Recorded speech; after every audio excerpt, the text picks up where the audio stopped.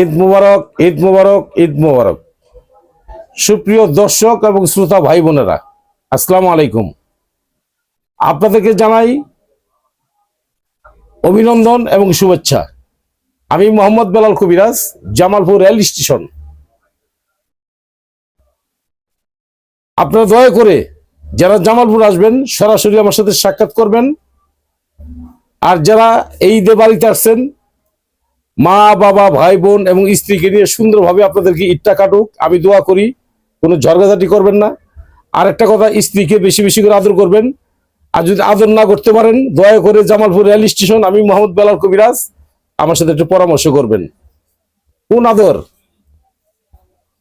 যারা যৌন সমস্যায় ভুগছেন, জটিল সমস্যা যারা ভুগছেন, এই ঈদের ভিতরে অনেক লোক আছে বিয়ে করছেন বউ ছাড়া, কেউ বাড়ি ছাড়া, কেউ রাগ করে আসেন নাই বাড়িতে, স্বামী স্ত্রীর ভিতরে ঝগড়া।